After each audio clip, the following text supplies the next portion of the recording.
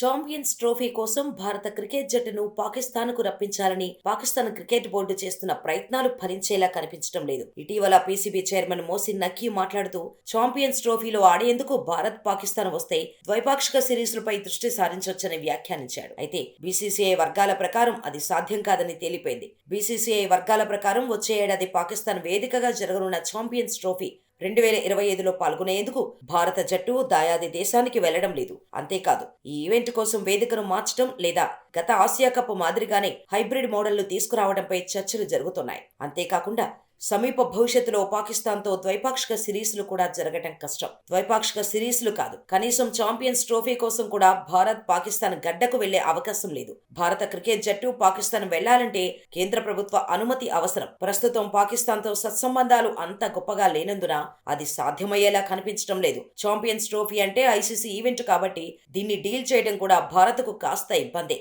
కానీ ప్రభుత్వ అనుమతి లేనిదే జట్టు వెళ్లదు. ఇక ద్వైపాక్షిక సిరీస్లు సమీప భవిష్యత్తులో ఉండకపోవచ్చు అని బీసీసీఐ వర్గాలు తేలిపాయి. కాగా చివరిసారిగా 2012, 2013లో భారత్, పాకిస్తాన్ జట్ల మధ్య ద్వైపాక్షిక సిరీస్లు జరిగాయి. అప్పుడు పాకిస్తాన్ క్రికెట్ జట్టు భారత్లో పర్యటించింది.